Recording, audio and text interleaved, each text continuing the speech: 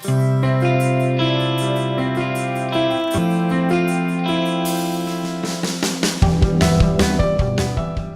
past year, we decided to focus a lot on various things related to guns in America, gun violence.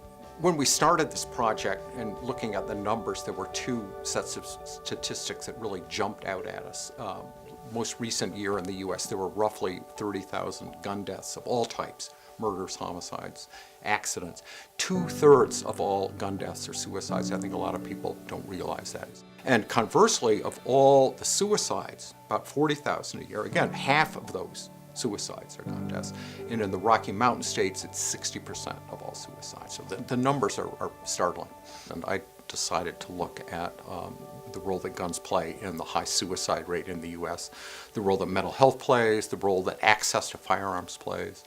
And that led to this current project that we're talking about today of the problems that the Rocky Mountain states in particular have. They have a lot of guns and they also have a high suicide rate. And we talk to people about how those two things interact.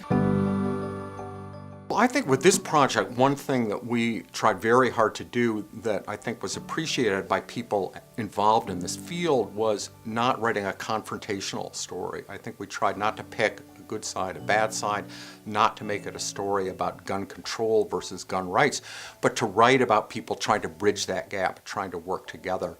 That was a role I think the media can play and should play.